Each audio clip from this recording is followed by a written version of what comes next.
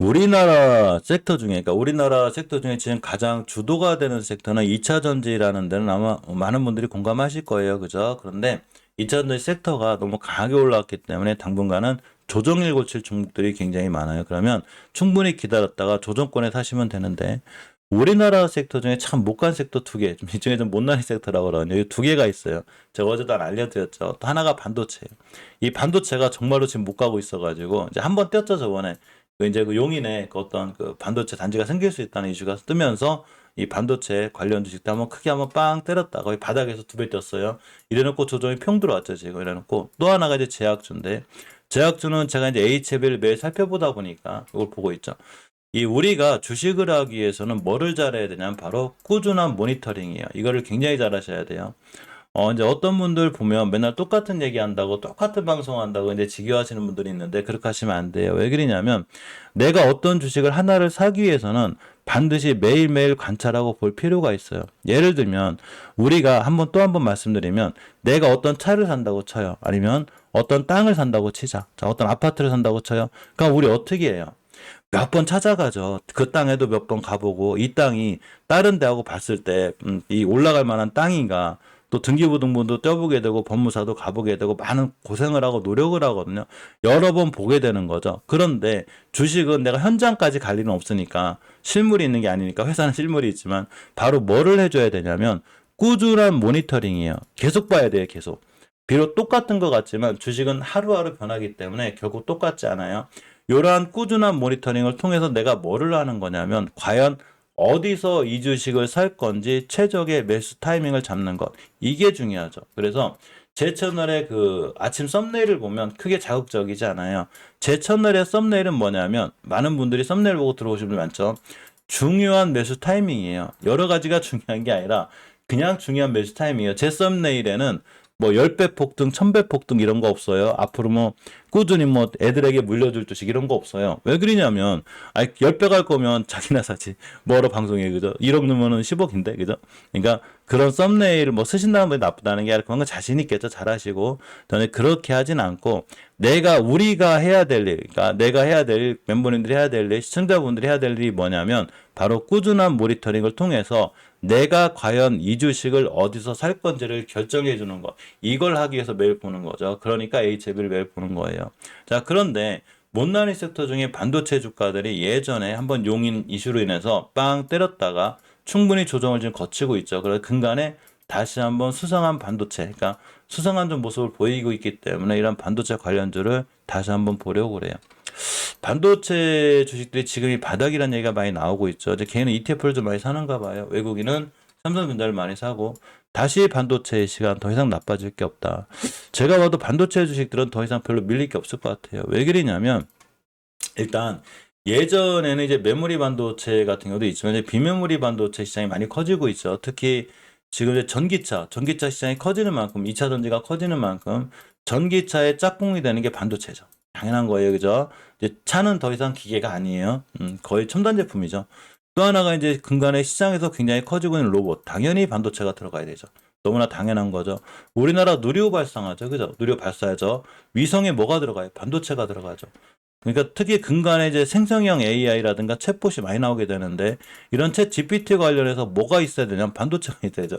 반도체는 어딘가에는 무조건 들어가는 그러니까 우리 인류가 있으면서 절대로 없으면 안 되는 게 반도체인데 그러다 보니까 예전에 반도체 주가들이 어마어마하게 올라왔죠. 특히 비메모리 반도체 같은 주가들이 엄청나게 올라왔어요. 그랬다가 지금 뭐를 했냐면 충분한 가격 조정을 거쳤고 기간 조정을 거쳤기 때문에 이제는 새롭게 반도체 시간이 올 수 있는 확률이 굉장히 커요. 즉 못난이 섹터 두 개가 된 게 이렇게 제약주하고 반도체죠. 근간에 이제 그 코로나가 WHO에서 완전히 해제를 시켜버렸기 때문에 진단키트 관련주들이 안 그래도 힘든데 더 힘들죠. 모든 주식은 끝이라는 게 있어요. 그러니까 하늘 높이 올라가지만은 않아요. 그러니까 빈메모리 반도체도 예를 들면 하나마이크론만 봐도 예전엔 대단했죠. 이렇게 엄청나게 올라갔다가 이제는 충분히 가격 조정이 있고 기간 조정했다 다시 뛰었죠. 그러니까 2차 전지 주중에 너무 높은 월봉이 너무 높은 종목 사지 마요. 분명히 조정이 들어와요. 자, 그러니까 우리가 생각해야 되는 건 반도체주들이 바닥을 찍고 하나마이크론도 두 배를 뛰었는데 이제 다시 뛸지 안 뛸지 모르겠지만 하나마이크론 월봉 예치가 낮은 위치는 아니에요. 보시게 되면 일단은 이식교선을 깨면 안 돼요. 일봉에서 하나마이크론을 살 수 있는 자리는 여기 한 번밖에 없었어요. 이 자리가 얼마냐면 저점이 거의 10,000원짜리가 18,000원 순간 80%가 올라왔기 때문에 당연히 조정이 들어오죠.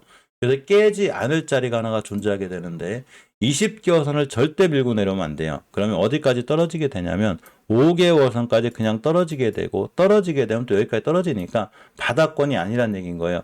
이런 친구를 대응할 땐 손절 라인을 잡고 하셔야 되는 거예요. 손절 라인을 못 잡게 되면 나중에 크게 피해를 봅니다. 딱 60일선 근처까지 기다리는 게 제일 좋아요. 해성 DS 같은 경우는 20개선 깨버렸죠. 깨버리니까 뚝 떨어졌죠. 그러니까 저번 달에 깨지 않아야 된다고 그랬죠. 깨니까 여기까지 오는 거. 이건 하나마이크론도 마찬가지인 거고 여기서 돌아 나갈지 안 나갈지 모르지만 자리는 높다. 이렇게 생각하시면 돼요. MK전자 같은 경우는 이제 그 음극재로 연결이 돼 버렸죠. 월봉에서 보게 되면 역시나 20개선 깨자마자 5개선 근처에 있는데 이 친구는 2차전지 관련주이자 반도체하고도 연결이 되어 있기 때문에 241선 깨지 않는 선상, 즉 121선이거든요. 요런 자리가 다시 매수 타이밍이 되게 돼요. 앞전에 대량 거래가 잘 들어와 있고 사실은 MK전자 얘기할 때가 여기에 제가 몇 마디 일덕인데 많이 올라갔죠. 그래서 이게 100% 바닥권에서 거의 100%가 올라가게 되면 이게 바닥이 9,000원대거든요. 이게 하나의 좀 어떤 공식 같은 거라고 그래야 되나? 일종의 조정권을 생각할 때 바닥 가격 대비 만약에 2배가 올라가게 되잖아요. 그럼 반드시 조정이 들어가게 돼요.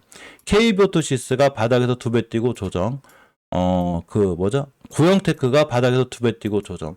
그러니까 웬만한 건 다 그렇게 돼요. 그러니까 지금 예전에 반도체가 용인 이슈로 인해서 거의 2배가 뛰었거든요. 2배 뛰고 조정이 들어온 거예요. 이럴 때 241선하고 121선을 훼손하지 않으면 다시 매수. 깨면 딱 손절하시면 돼요. 솔브레인 홀딩스 같은 경우 주가가 많이 높은 건 아니죠. 아직도 여기 있어요. 월봉에 있고 이 친구도 2차 전지하고 살짝 연결돼 있죠. 반도체 회사들은 각각의 특성을 갖고 있는데 반도체이면서 OLED랑 같이 연결되어 있는 반도체 주가가 있고 반도체이면서 2차 전지랑 잘 연결된 반도체 주식들이 있어요. 얘네들은 나름대로 잘 보셔야 돼요. 그죠? 반도체이면서 차량용 반도체 하는 애들 특히 왜냐하면 전기차 이코로 반도체가 될 확률이 굉장히 크기 때문에 특히 차량용 반도체 즉 비메모리 반도체 부분을 반드시 보고 계셔야 돼요. 그래서 내가 물론 이제 메모리 반도체 시장도 나쁜 건 아니지만 반도체 시장이 커지면 어차피 다 같이 커지긴 하지만 그래도 비메모리 반도체라든가 이쪽을 굉장히 신경 쓰고 보는 게 좋습니다. 대신에 예전의 가격에 비해서는 전부 다 2배 이상 올라왔죠. 저희 하나 머티리얼즈인데 예전에 하나 머티리얼즈 하면 대단했죠. 이게 비메모리 반도체의 위력이에요. 이게 그렇지만 이게 뚝 들어왔죠. 조정이 세게 들어왔죠. 가격주에 들어왔고 다시 올라가고 있는데 하나머티리얼즈 같은 경우 절대 5개월선을 깨면 안 돼요. 이해하셨죠?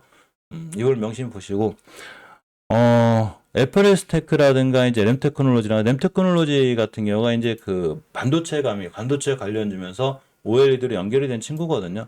이런 친구들을 가만히 특징을 잘 보시면 바닥권에서 대량 거래가 잘 들어와 있죠.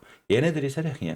어떤 세력들이 여기서 매집하고 여기서 팔아. 말도 안 돼요. 그러니까 이런 공간은 겁내지 말고 잘 모아나가시면 괜찮지 않을까 생각해보고 마일코, 컨텍스로 후성, 더산테코비아, 샘시나 테코인, 미코 얘네들도 위치가 다 굉장히 낮아요. 미코 같은 경우도 보시면 저점에서 거의 2배 올라왔죠. 이 친구 저점 가격이 얼마였냐면 5,000원, 6,000원, 7,000원이거든요. 그러니까 이렇게 바닥 가격에서 2배를 뛰게 되면 반드시 조정이라 들어오는 게 들어오기 때문에 절대 바닥에서 2배 올라간 종목을 나중에 맘 급하게 쫓아가시면 안 돼요. 물론 내가 단기 단타를 잘한다. 그 이를 사가지고 팔고 나시면 되는데 그게 안 되거나 내가 직장 생활하거나 자영업을 하시는 분들은 절대 바닥에서 2배 올라간 종목을 사지 마요. 언제 사냐? 이 2배 올라간 종목이 이렇게 뚝 떨어질 때가 있어요. 조정이 세게 들어와요. 그러면 사시더라도 여기서 사시라는 거예요. 제가 미코를 이때 얘기했고 여기서 빼버렸어요. 빼버려 다시 넣었거든요.